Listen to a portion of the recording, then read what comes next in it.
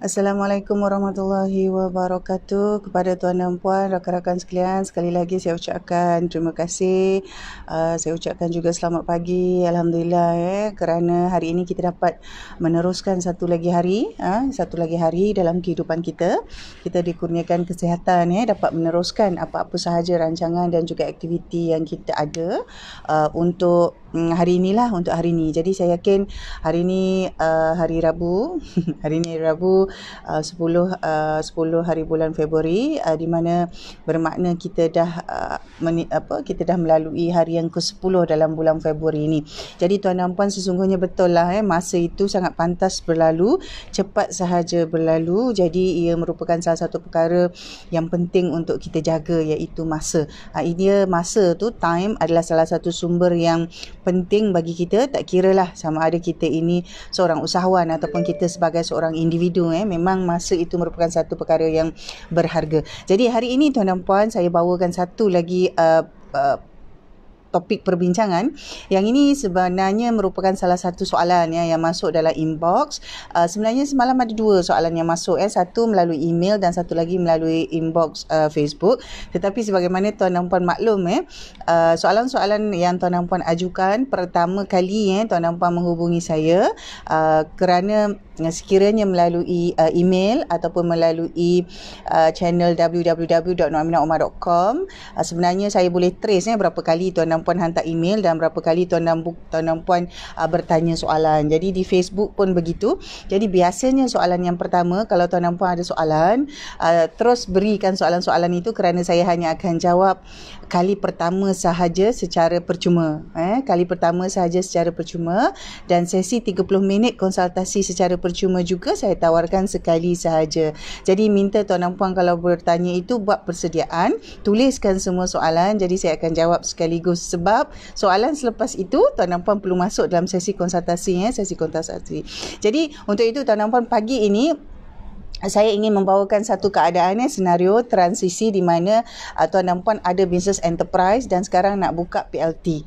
Ini adalah satu transisi. Semalam ada dua sebenarnya menyoal perkara yang sama, satu melalui email dan satu lagi melalui Facebook page. Jadi saya sudah menjawab juga, tetapi bila saya tengok balik, saya kata ini adalah satu maklumat yang biasa dan perlu tuan dan puan maklum akan keadaannya macam mana. Walau bagaimanapun, setiap daripada jenis enterprise adalah berbeza dari satu dengan yang lain. Jadi transisi ke PLT itu proses teknikalnya memang serupa, tetapi dari struktur perniagaan dan strategi yang tuan dan puan nak jalankan itu adalah customize, berbeza dari satu jenis bisnes dengan yang lain. Baik, perkaranya kita terus kepada perbincangan. Kita terus kepada perbincangan tentang transisi antara enterprise dengan kepada PLT. Maksudnya transisi dari menguruskan bisnes secara enterprise kemudian nak diubah kepada secara bersyarikat. Jadi tuan dan puan, sekiranya dari enterprise, pertama sekali daripada enterprise kepada PLT, mesti ada satu mindset nak mengurus PLT secara bersyarikat. Mesti ada mindset itu tuan dan puan. Kalau tujuannya adalah untuk growth, kalau tujuannya adalah untuk mengembangkan bisnes, kalau tujuannya untuk memperbaiki proses perniagaan. Kalau tujuannya hanya nak upgrade ikut trend, saya tak sarankan.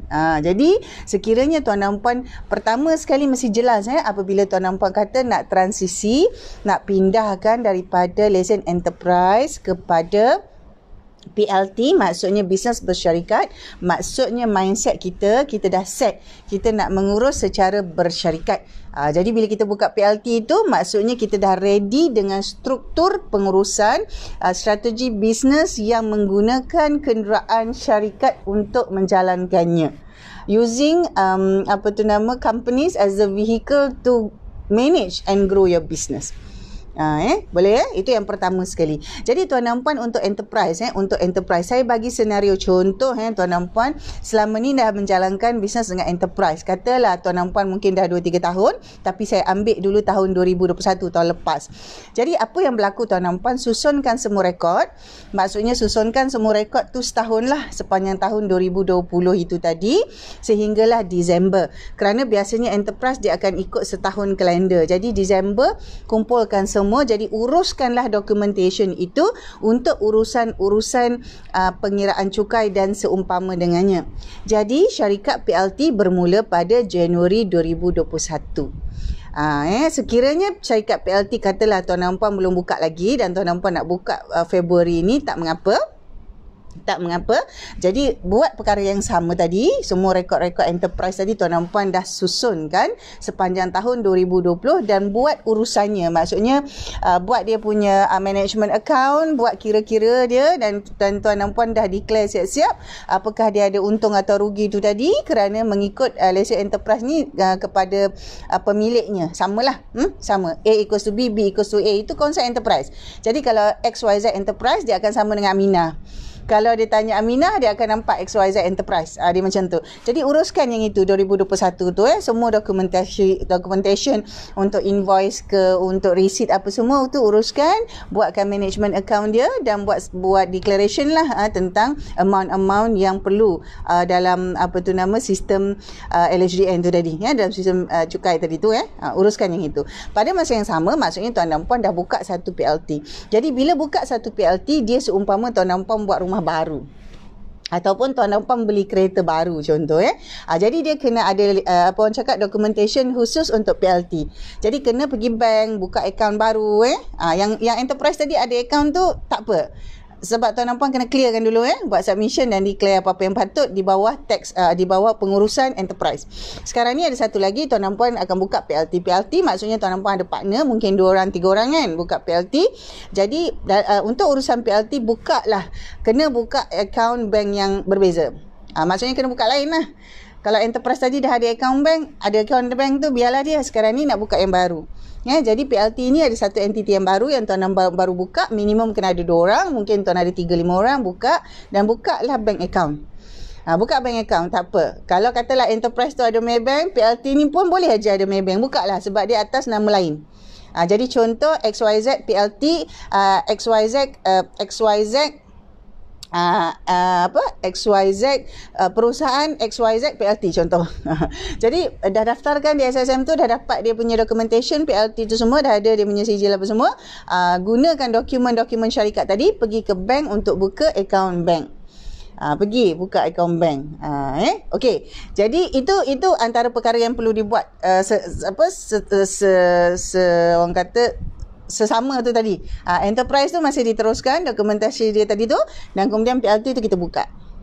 Jadi apabila buka PLT ni nanti kita akan bercakap dengan bahagian account di mana balance sheet aset-aset daripada enterprise tadi kita boleh pindahkan dia sebagai nilai dia tu sebagai modal ke dalam PLT.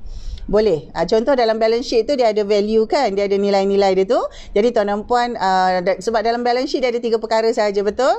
Dia ada asset, dia ada liability dan dia ada equity kan. Jadi yang itu nanti tuan dan puan amount dia dibawa masuk rekodnya dalam PLT. Jadi untuk pengetahuan lanjut yang ini tentang balance sheet apa ni semua, tuan dan puan boleh sertai saya punya workshop 1 hari. Yang ini memang perbincangan untuk usahawan, bukan kelas account. Sebab yang ini ada perincian lagi apa yang dalam income statement, apa yang dalam balance sheet dan juga apa yang dalam cash flow. Tapi dalam urusan ni untuk memastikan kita kata pindahan aset-aset dari enterprise tadi tu, kita kita rujuk kepada balance sheet dan boleh masukkan ke dalam rekod PLT tu tadi.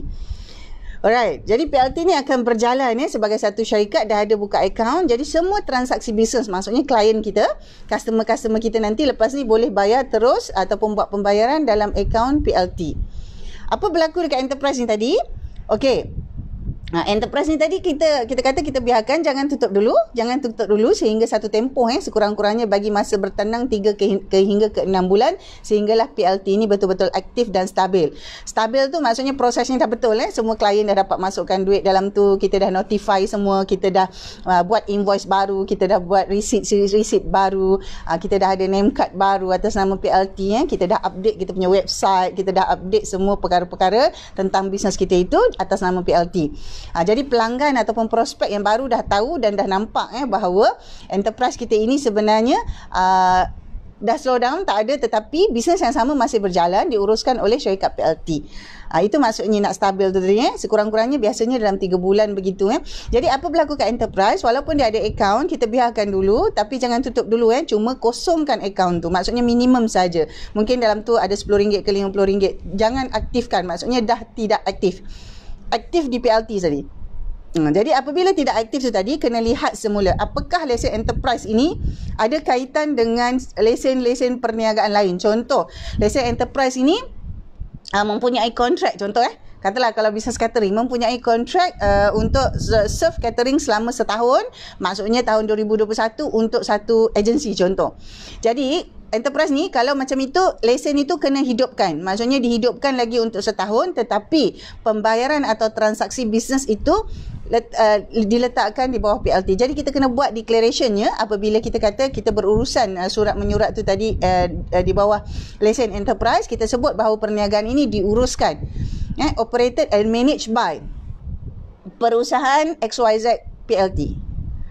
Sehinggalah kontrak-kontrak yang sedia ada tu tamat, barulah kalau kita kata kita nak apply kontrak baru, kita nak renew yang baru itu, kita guna nama syarikat PLT.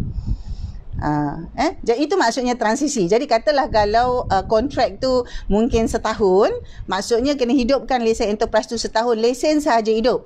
Akaun apa semua transaksi tak ada dekat enterprise tapi dekat PLT. Lepas sahaja tamat nanti semua kontrak baru ke, agreement baru ke, semua dibuat di bawah PLT. Satu lagi contoh tuan dan puan, kalau tuan dan puan ada staff, ada pekerja. Semua di bawah nama enterprise, mungkin tuan dan puan dah bayar sok-sok KWSP macam tu. Jadi apa berlaku bila PLT tadi tu kita dah selenggara, kita kena buat step by step. Maksudnya bila kita dah buka akaun apa semua, pelanggan dah tahu, maksudnya pelanggan baru semua dah masukkan duit dalam akaun PLT, tinggal pelanggan lama aja yang kita nak transfer. Bermakna kita perlu daftar syarikat PLT tu sebagai majikan di KWSP and sok-sok. Jadi bermula, contoh katalah Februari sekarang, bermula Februari kita boleh keluarkan satu surat kepada semua staff. Satu surat menyatakan bahawa ada transfer of employment. Transfer of employment daripada enterprise itu skopnya sama, maksudnya tak ada ubah apa-apa. Gaji ke, skop kerja ke, apa masih sama, tetapi transfer employment kepada entity PLT. Jadi di bawah PLT ni nanti terus diuruskan tentang pembayaran KWSP sok-sok atas nama PLT dan dipindahkan. Jadi dalam enterprise ni nanti tak ada. Dia dah pindah, so tak ada lagi nama pekerja dalam enterprise. Itu perkara yang seterusnya. Tapi kalau tuan dan puan seorang tak ada pekerja, tak ada masalah lah kan. Tapi kalau ada pekerja seorang ke, 2 orang, 3 orang, kena buat macam tu, kita buat transfer of employment. Jadi perkara-perkara ni sebenarnya teknikal. Jadi tuan dan puan kena susunkan satu persatu. Itu maksud saya, transisi tadi itu akan mengambil masa untuk stabil sekitar 3 bulan. Biasanya minimum 3 bulan kerana proses-proses ni kadang-kadang mengambil masa yang lama, bergantung kepada bilangan staf tuan dan puan dan jenis bisnes tuan dan puan. Kena tengok jenis bisnes. Contoh, kalau bisnes tu jenis seperti pusat pendidikan, tadika, taska, pusat tuition, lesen enterprise ni tak boleh tutup. Dia masih diperlukan.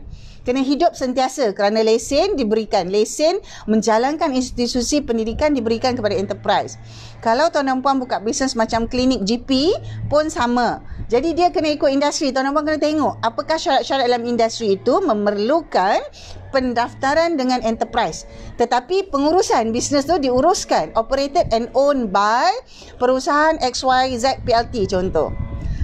Kalau pusat perkembangan ke apa tu semua tu, dia memang macam itu mesti daftarkan lesen enterprise atas nama pusat pendidikan, tadika ke pusat tuition tu memang ada.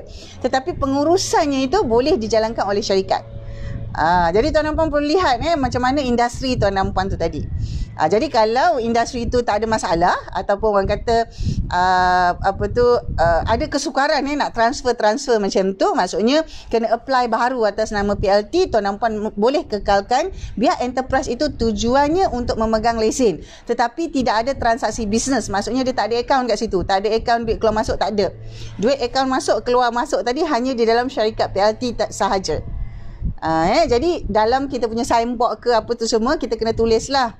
Kalau macam tuan dan puan kan, katalah mengurus contoh kalau macam pusat perkembangan tadi kan, pusat perkembangan minda al-ilmiah. Jadi kat bawah tu mesti tulis, sebab pusat perkembangan ilmiah didaftarkan bawah lesen enterprise, lesen untuk menjalankan institusi. Jadi ada di bawah tu disebut owned and operated by perusahaan XYZ PLT ataupun perusahaan XYZ Sdn Bhd.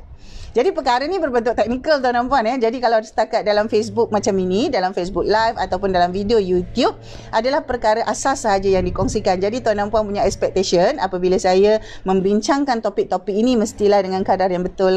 Jadi expectationnya janganlah kita kata nak selesaikan semua masalah satu dunia, bukan.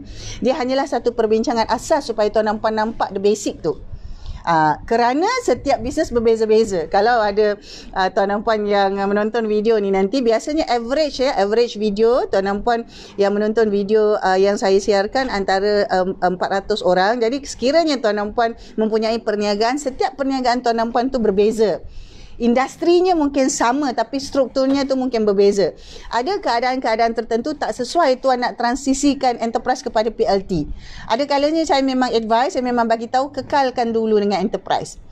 Ada faktor-faktornya. Kadang-kadang tuan dan puan mungkin bisnes tu berpartner dengan pasangan, mungkin tuan dan puan bisnes tu berpartner dengan adik-beradik. Dia ada faktor-faktor lain yang tuan dan puan perlu ambil kira.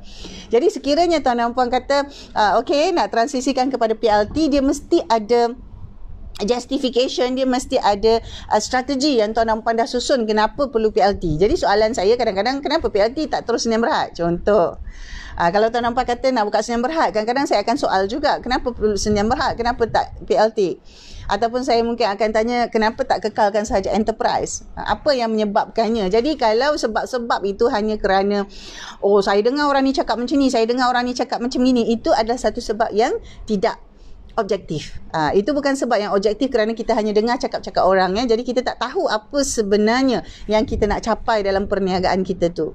Jadi kalau tuan dan puan jelas dengan keperluan apa sebab nak transisikan bisnes enterprise kepada syarikat PLT atau Sdn Bhd, go ahead, teruskan dan pastikan kita punya strategi itu, kita punya cara nak menyusun tu tadi dapat menyokong kepada objektif, dapat memberikan impact kepada business goal kita tu tadi, tujuan kita tu tadi. Barulah dia kata kita akan ada kesan, kita akan ada push factor yang betul untuk membuat transisi ni tadi.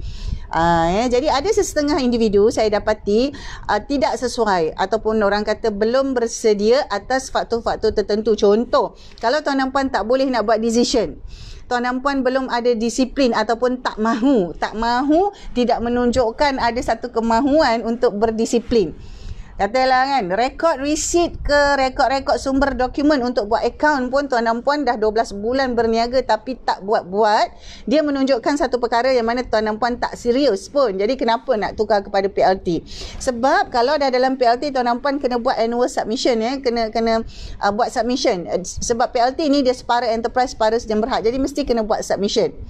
Jadi kalau tak buat nanti dah kena denda, akan dapat lagi email, akan dapat email menyatakan perkara-perkara berkenaan lah yang tuan dan puan tak buat. Kena ada compliance officer. PLT ni mesti ada compliance officer. Sebenarnya perkara-perkara ni tidaklah berat, dia biasa, perkara biasa. Tetapi kalau tuan dan puan tak ada disiplin tu dan tak ada kemahuan untuk menjadi usahawan yang berdisiplin, dia tak sesuai. Kalau tuan dan puan jenis katalah kan, ada sale, terus masuk poket, terus beli barang, guna untuk bagi bagi isteri duit dapur, duit yang sama dan tak direkodkan, itu jadi sangat sukar. Itu baru PLT. Sebab kalau Sdn Bhd, dia akan jadi lebih ketat peraturannya yang menyebabkan tuan dan puan perlu ada semua sumber dokumen yang membolehkan akaun syarikat tuan dan puan diaudit. PLT memang tidak perlu diaudit, tetapi perlu ada laporan kewangan, iaitu management account tu perlu ada, sebab kita kena buat annual submission tu, kita kena submit. Orang kata dia macam enterprise, kita kena submit tu, tetapi peraturannya sedikit lebih ketat. Sebab dia PLT ni separa enterprise, separa Sdn Bhd. Dia separuh-separuh. Jadi transisi daripada enterprise ke PLT mesti disusunkan mengikut keadaan, situasi dan saiz bisnes tuan dan puan yang tuan dan puan sedang jalankan sekarang. Jadi dia ada dua jenis tuan dan puan. Satu, sama ada kalau PLT tu tuan dan puan boleh terus susunkan enterprise tu, tuan dan puan boleh terus susunkan kepada PLT kerana solo. Kalau solo maksudnya seorang saja, dia lebih mudah. Jadi PLT terus ada partner 2 orang. PLT wajib minimum 2 orang. Jadi mungkin tuan ada 5 orang. Ikutlah tapi kalau dalam enterprise tu memang tuan dan puan memang dah ada partner, kemudian ada pekerja-pekerja, dia ada step-step tambahan untuk tuan transisi, pindahkan semua urusan-urusan operasi yang selama ini dijalankan di bawah nama lesen enterprise kepada PLT. Jadi kepada tuan dan puan, rakan-rakan yang menonton lambat sikit, nanti tuan dan puan boleh replay, rewatch semula video ini daripada minit yang pertama untuk mendapatkan maklumat penuh kepada apa yang saya bincangkan pagi ini. Jadi pagi ini perbincangannya adalah transisi dari enterprise kepada PLT. Jadi pertama sekali mesti berbalik kepada diri owner tadi tu, pemilik. Kalau ada 2 orang ke 3 orang, kena bincang balik, tengok balik kalau betul itu memang strateginya dan cara yang baik untuk menstrukturkan perniagaan, maka teruskan buka PLT itu dan uruskan pembukaan akaun seumpamanya. Pembukaan akaun bank uruskanlah. Mungkin perlu buat apa orang cakap, dokumen-dokumen yang melibatkan risit-risit syarikat ke invoice apa semua kena ditukar kepada nama syarikat PLT. Jadi urusan enterprise yang ada tu tadi mesti ada satu tempoh untuk ditransfer sepenuhnya, dan tempoh ini biasanya kalau tak complicated bisnes tuan dan puan tu dalam tempoh 3 bulan tu siap, tapi kadang-kadang akan ambil masa yang lama. Seterusnya ada keadaan di mana tuan dan puan perlu teruskan lesen enterprise tanpa ada akaun yang aktif, kerana PLT itu akan jadi syarikat pengurusan kepada semua aktiviti bisnes yang ada di bawah nama enterprise. Dia akan jadi syarikat pengurusan. Kerana ownernya sama, pemiliknya sama tadi kan, daripada enterprise nak transisi kepada PLT. Jadi kepada tuan dan puan yang ada spesifik senario atau situasi khusus untuk perniagaan tuan dan puan, kena set satu sesi konsultasi. Nanti tuan dan puan boleh rujuk terus sama ada tuan dan puan hubungi nombor telefon admin 0133808831 ataupun tuan dan puan terus ke www.noraminaomar.com. Ada 2 pilihan, sama ada tuan dan puan boleh tinggalkan maklumat di sana. Ada respon yang akan dibuat melalui email dan ada juga respon yang akan dibuat melalui panggilan telefon, bergantung kepada apa senario yang tuan dan puan tinggalkan kat situ. Jadi untuk itu tuan dan puan, saya jemput sekali lagi tuan dan puan terus ke channel YouTube juga, di channel YouTube Nora Minah, kerana di sana ada lagi beberapa video lain yang tuan dan puan boleh rujuk tentang pengurusan struktur menyusun persyarikatan untuk bisnes kita. Jadi untuk itu tuan dan puan, saya ucapkan terima kasih. Alhamdulillah, semoga kita dapat berjumpa lagi dalam siri video yang akan datang. Semoga hari tuan menjadi hari yang lebih baik daripada semalam. Sama-sama kita, insya-Allah. Assalamualaikum.